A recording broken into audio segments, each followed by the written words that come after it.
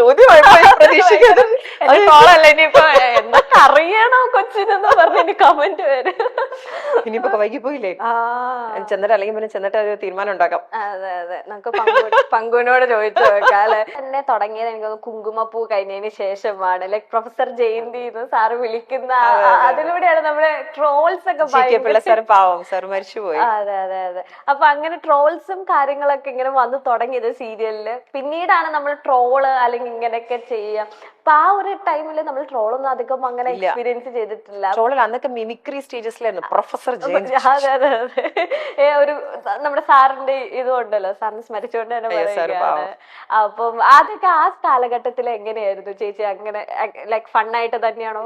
എനിക്ക് എപ്പോഴും ഇപ്പൊ ഈ ട്രോൾ ആണെങ്കിലും അല്ലെങ്കിൽ എനിക്ക് എപ്പോഴും ഫണ്ണായിട്ട്, അത് ഭയങ്കര സീരിയസ് ആയിട്ട് അങ്ങനെ ഒന്നും കാണാറില്ല കേട്ടോ. ഇതൊക്കെ ഒരു അതിൻ്റെതായിട്ടുള്ള രീതിയിൽ അതിന്റെ ഒരു ഡിസ്കസ്, ചില സിനിമകളെ കുറിച്ച് ഡിസ്കസ് ചെയ്യുമ്പോഴാണെങ്കിലും ട്രോളുകളെ കുറിച്ചിട്ടാണെങ്കിലും ഒക്കെ ഒരു ഫണ്ണായിട്ട് മാത്രമേ അത്ര മാത്രമേ എടുക്കാറുള്ളൂ. ഈ കുങ്കുമപ്പൂ പറഞ്ഞ പോലെ തന്നെ ദൃശ്യത്തില് ഒരുപാട് റീക്രിയേഷൻ ഇപ്പോഴും വന്നുകൊണ്ടേ ഇരിക്കുകയാണ്. ഞാൻ റോഷനോട് ചോദിച്ചു, ഇതിന് മാത്രം ഒരു ക്യാരക്ടറും കൊണ്ട് വേൾഡ് വൈഡ് ഞാൻ എന്റെ മോനെ കാണാറില്ല അതിന് ശേഷം. ആണോ?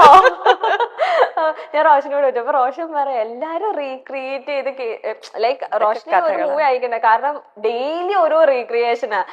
ലൈക്ക് എവിടെ പോയി, ഇനി എങ്ങനെ കണ്ടുപിടിക്കും, എങ്ങനെ എന്തൊക്കെ ടെൻഷൻസ് ആണ്. അതിൽ അവര് തന്നെ കൊറേ കണ്ടുപിടുത്തത്തിന്റെ ഓരോ കഥകൾ തന്നെ പറയും. ചില സ്ഥലത്തിലും എന്നോട് പറയും, ജിത്തു സാറിനെ ഒന്ന് കാണാൻ പറ്റുമോ, ഞാൻ ദൃശ്യം 3യുടെ എഴുതിയിട്ടുണ്ട്, സ്ക്രിപ്റ്റ് എഴുതിയിട്ടുണ്ട്, എന്റേതായിട്ടുള്ള വേർഷൻ ഒന്ന് കൊടുക്കാമോ, ഒന്ന് കാണാമോ എന്നൊക്കെ ചോദിക്കുന്നവരുണ്ട്. അത്രമാത്രം ഇൻവോൾവ് ആണ്. മലയാളത്തിൽ മാത്രമല്ല കേട്ടോ, മറ്റു ഭാഷകൾ നമ്മൾ അഭിനയിക്കാൻ ചെല്ലുമ്പോഴാണ് അവര് നമ്മളോട് പറയുമ്പോൾ, ദൃശ്യത്തിനെ കുറിച്ച് പറയുമ്പോൾ ആദ്യം പറയുന്ന സിനിമകളിൽ ഒന്ന് ദൃശ്യമാണ്. എന്റെ മാത്രമല്ല, മലയാള സിനിമ എന്ന് പറയുമ്പോൾ ആ ദൃശ്യം കണ്ടു എന്നുള്ള അതിന്റെ ഐജീനെ നമുക്ക് ആർക്കും മറക്കാൻ പറ്റത്തില്ല. ദൃശ്യം 1 വരുമ്പോഴത്തേനും ചേച്ചി പറഞ്ഞത് ഞാൻ ഓർക്കുന്നുണ്ട്. ലാലേട്ടനെ അടിക്കുന്ന സീനൊക്കെ ദൃശ്യം 2 അടിക്കുന്ന സീൻസ് അല്ലെങ്കിൽ മുഖത്തൊക്കെ ഒന്ന് ഒച്ച ചേർക്കുക. കാരണം എന്റെ മുന്നിൽ ലാലേട്ടനാണ്. ഒച്ച എല്ലാത്തിലും പേടിച്ചാണ് വന്നത്. ഇപ്പൊ ദൃശ്യം 3 എത്തി നിൽക്കുമ്പോ ഐജി എങ്ങനെയാണ്? എന്തെങ്കിലും ഐജി എങ്ങനെയാണെന്ന് നിങ്ങൾ ഏപ്രിൽ 2 കാണാൻ പറ്റുമോ? ഒന്നും കിട്ടിയില്ല. ഏപ്രിൽ 2 അറിയാൻ പറ്റും എങ്ങനെയാണ് ഇപ്പോഴത്തെ ഒരു ഐജി എന്നുള്ളത്. ദൃശ്യം 3 ഞങ്ങളെ ഞെട്ടിക്കോ, ഭയങ്കര ട്വിസ്റ്റ് ആയിരിക്കും. അത് മാത്രം പറഞ്ഞു. എനിക്കറിയില്ല. പിന്നെ കഥ അറിയില്ല. കഥ അറിയാണ്ട് എനിക്കറിയില്ല. കണ്ടുപിടിക്കോ? എനിക്കറിയില്ല. ഞാൻ നിങ്ങളെ പോലെ തന്നെ ദൃശ്യം പറഞ്ഞോളാൻ മൈൽസ്റ്റോൺ മേക്കേഴ്സിനോട് പറഞ്ഞു. എന്നിട്ട് വേണം എന്നെ വരുൺ പ്രഭാകരനെ പോലെ എവിടെയെങ്കിലും കുഴിച്ചിടിക്കാനല്ലേ? സംതിങ് ഇല്ല, ഞങ്ങളെ ഞെട്ടിക്കും. അത് മാത്രം പറഞ്ഞാച്ചാ മതി. ആര്? അല്ല, ദൃശ്യം 3 നിങ്ങളെയൊക്കെ അത് എക്സ്പെക്ടേഷനേക്കാളും മുകളിലാണോ അല്ലോ? ഭയങ്കര അത് മാത്രം ചെറിയൊരു ഹിന്റ്. ഞാനൊരു നമ്പർ തരാം ഇത് കഴിയുമ്പോ. വേണ്ട, ജിത്തു സാറിന്റെ. ഞാൻ ഇത് ചോദിച്ചതാ. ഏപ്രിൽ 2 ഏപ്രിൽ അതാണ്. ഏപ്രിൽ 2 വരെ കാത്തിരിക്കാൻ. ഇപ്പൊ ആശകൾ 1000 കഴിയുമ്പോഴത്തേക്കും, ആശകൾ 1000 സന്തോഷം കഴിയുമ്പോഴത്തേക്കും പതുക്കെ നമുക്ക് ഏപ്രിൽ 2 എത്തും. ഓക്കെ. ആശകൾ 1000 ഞങ്ങൾ ഇങ്ങനെ സ്നേഹിച്ചു പോകും, നല്ല ആശിച്ചേച്ചി എന്ന് പറയുമ്പോഴത്തേനും ദൃശ്യം 3 ഇറങ്ങുന്നു. അപ്പൊ വെറുക്കോ ഞങ്ങള്? എന്നെയോ? എന്നെ വെറുക്കാൻ പറ്റുമോ? ഇല്ല. ഇങ്ങനെ ചോദിച്ചാ എങ്ങനെ ഈ ചേച്ചി ഇപ്പം ഞാനൊരു എനിക്കിത് ചോദിക്കാൻ പറ്റുമോ അറിയില്ല, പക്ഷെ ചേച്ചി എല്ലാം ക്ലിയർ കട്ടായിട്ട് പറയുന്ന ഒരു വ്യക്തിയാണ്. എന്തൊരു ചോദ്യം അങ്ങനെയല്ല.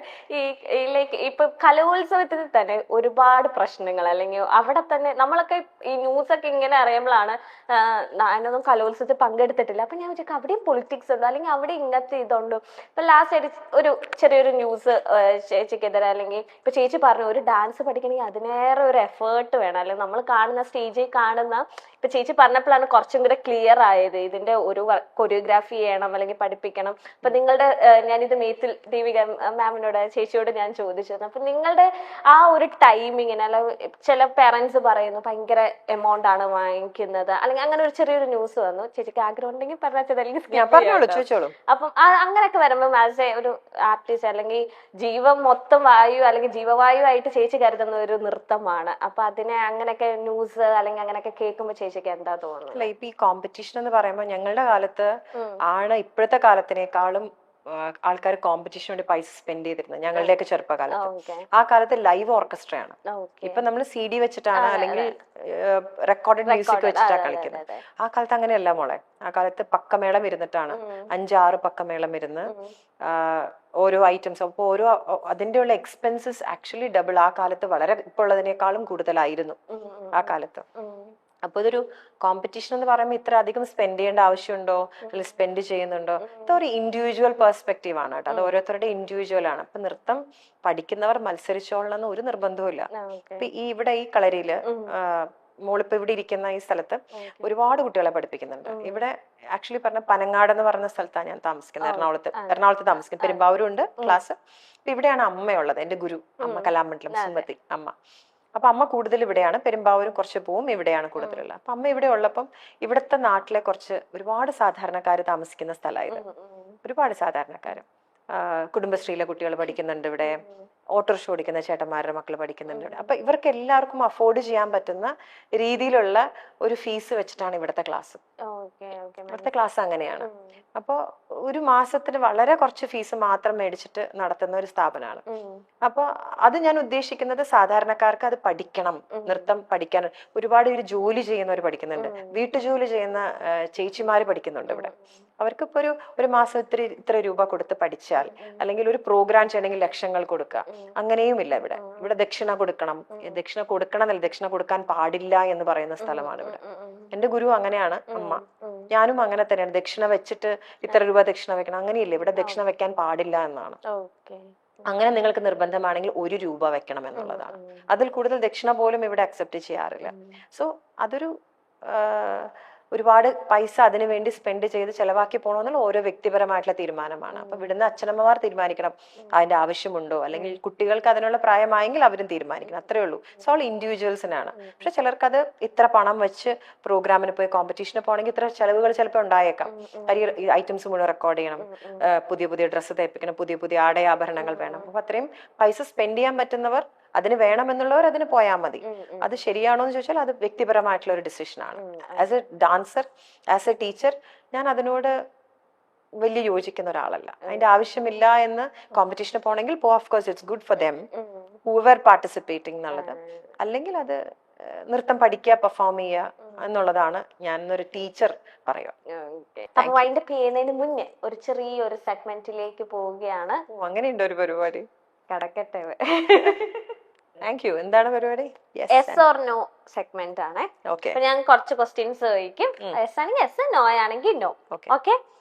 കുങ്കുമപ്പൂവിന്റെ 2ാം ഭാഗം വന്നാൽ പ്രൊഫസർ ജയന്തിയാകാൻ വീണ്ടും ആഗ്രഹമുണ്ട്. വന്നാൽ വരില്ല, കാരണം ജയന്തി ടീച്ചർ മരിച്ചുപോയല്ലോ. വന്നാൽ അഭിനയിക്കും. ഓക്കെ. ക്യാമറ ഫിയറിനേക്കാൾ സ്റ്റേജ് ഫിയർ ആണ് ഇന്നും കൂടുതൽ. വെരി മച്ച് ശരിയാ. അത് ഞാനും ഇവൻ ഹോസ്റ്റ് ഒക്കെ ചെയ്യുന്നുണ്ട്. പക്ഷെ ഇപ്പോഴും സ്റ്റേജ് കേറി പിന്നെ കുഴപ്പമില്ല. സ്റ്റേജ് നമ്മൾ ഇമ്മീഡിയറ്റ് റിയാക്ഷനും അത്രയും ആൾക്കാർ ക്രൗഡിനെ നമ്മൾ കൺവിൻസ് ചെയ്യണം. പിന്നെ ഡാൻസ് എന്ന് പറയുന്നത് നമ്മൾ മാത്രം ചെയ്യുന്ന ഒരു കാര്യമാണ് സ്റ്റേജിൽ. അപ്പം കാലൊന്ന് മടങ്ങിയാൽ, കാലിലൊരു ചെറിയൊരു എന്തെങ്കിലും ഒരു ബുദ്ധിമുട്ടുണ്ടായാൽ കഴിഞ്ഞു. അപ്പൊ അതെല്ലാം എപ്പോഴും ഒരു ഫിയർ ആണ്. Nothing should happen. മര്യാദയ്ക്ക് കളിച്ചിറങ്ങണേ എന്നുള്ളൊരു ഫിയർ ചെയ്തിറങ്ങുന്ന ടൈം വരെ ആ ഒരു 2 മണിക്കൂർ ഭയങ്കര ഒരു ഉള്ളിന്റെ ഉള്ളിൽ എവിടെയോ ഒരു ടെൻഷൻ ഉണ്ട്. തുടങ്ങിയാ പിന്നെ നമ്മൾ അറിയില്ല, പക്ഷെ അത് എപ്പോഴും നമ്മുടെ ഒരു മനസ്സിന്റെ ഉള്ളിലുണ്ടാവും. ഓക്കെ. സോഷ്യൽ മീഡിയയിൽ വരുന്ന റൂമേഴ്സ് കേട്ട് ചിരി വരാറുണ്ട്. ചിരി വരാറെന്ന് വെച്ചാൽ ന്യൂട്രൽ ആണ്. അങ്ങനെ ചിരിക്കേണ്ട കാര്യമാണെങ്കിൽ ചിരിക്കും, അല്ലെങ്കിൽ എന്തൊക്കെയാ പറയുന്നതെന്ന് ആലോചിക്കും മാത്രമേ ഉള്ളൂ. പിന്നെ ഞാൻ ഭയങ്കര ഒരു സോഷ്യൽ മീഡിയ പേഴ്സൺ അല്ല. ഇപ്പൊ ഖെദ്ദ തന്നെ OTT വന്ന് കുറച്ചു ദിവസം കഴിഞ്ഞിട്ടാണ് ഞാൻ വന്നു എന്ന് അറിഞ്ഞത്. എനിക്ക് അറിയണ്ടായിരുന്നില്ല ഖെദ്ദ ഇറങ്ങുന്നു എന്നുള്ളത്. പിന്നെ എന്നെ മനോരമയെന്ന് വിളിക്കുമ്പോഴാണ്, മനോരമയിൽ ഇങ്ങനെ OTT മനോരമ മാക്സിൽ നമ്പർ 1 ആണെന്ന് പറയുമ്പോഴാണ് ഞാൻ ഖെദ്ദ വന്നു എന്ന് അറിഞ്ഞത്. അപ്പൊ ഇതിനെ കുറിച്ചുള്ള ഡിസ്കഷനോ ബാക്കിയുള്ളതോ എന്നും ഞാൻ അറിഞ്ഞിട്ടില്ല. ഞാൻ അങ്ങനെ ഈവൻ ഞാൻ ഒരു സോഷ്യൽ മീഡിയയിലുപരി ഞാനൊരു വാട്സപ്പ് പേഴ്സണും കൂടെ അല്ല. ഞാൻ വളരെ കുറച്ച് മാത്രം. എനിക്കൊരാൾ വാട്സപ്പ് അയച്ചാൽ ചിലപ്പോൾ ഞാൻ 2 ദിവസം കഴിഞ്ഞിട്ട് റിപ്ലൈ അയക്കണം. അതുപോലും ഉള്ള ഒരു അത്രയും ഒരു മൊബൈൽ അങ്ങനെ എപ്പോഴും ഉള്ള ഒരാള് അങ്ങനത്തെ ഒരാളല്ല. അതുകൊണ്ട് ഇനി അങ്ങനെ വലിയ അധികം സോഷ്യൽ മീഡിയയിലെ കാര്യങ്ങളൊന്നും അധികം ബാധിക്കാറില്ല. പിന്നെ വല്ലാണ്ടൊക്കെ പറയുമ്പോൾ ഇത് എന്തെന്ന് ആലോചിക്കാറുണ്ടാവും, അത്രേ ഉള്ളൂ.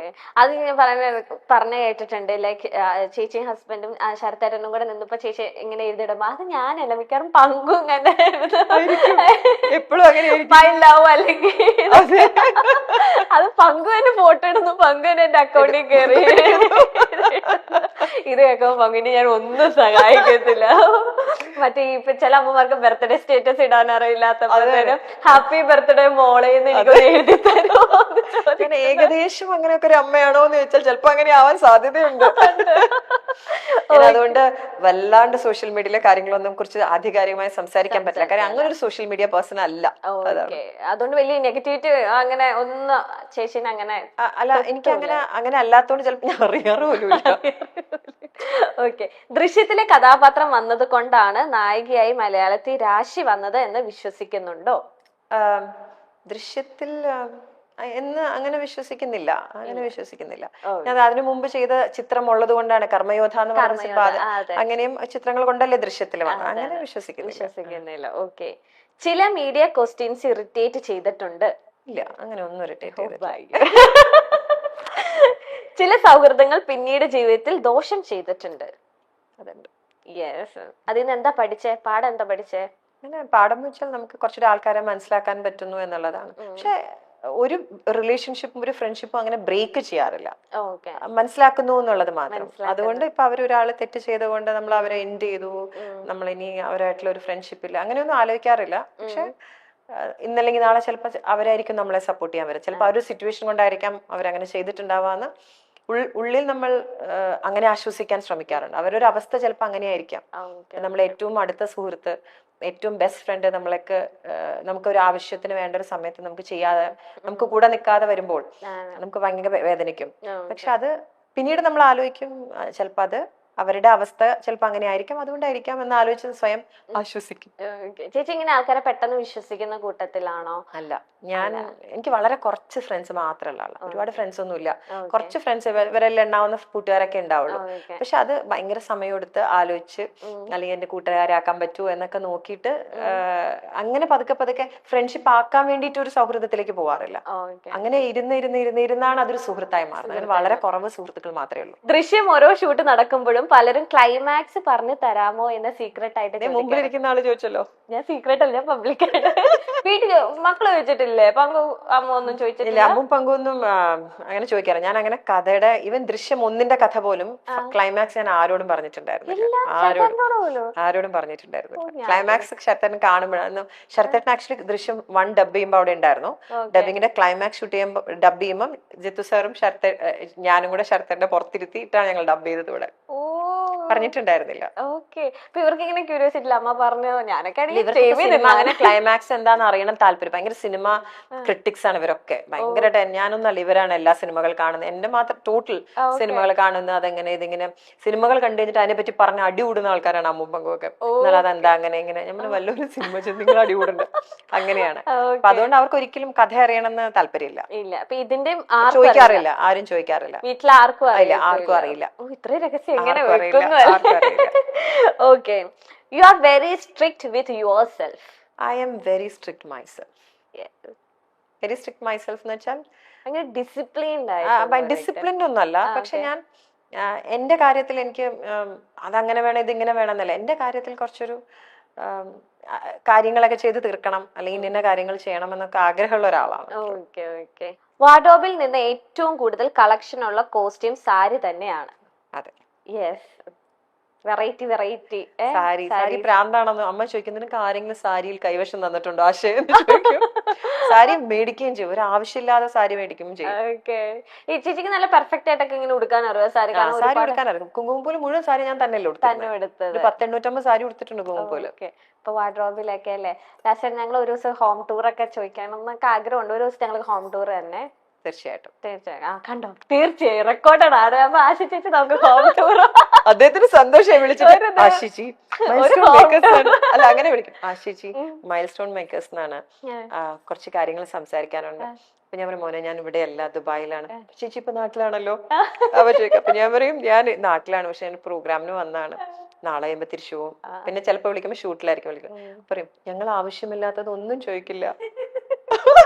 അപ്പൊ ഞാൻ ചോദിക്കും അല്ലെങ്കിൽ ആവശ്യമില്ലാത്ത ചോദിക്കാൻ പ്ലാൻ ഉണ്ടായിരുന്നോ എന്ന് ചോദിക്കും.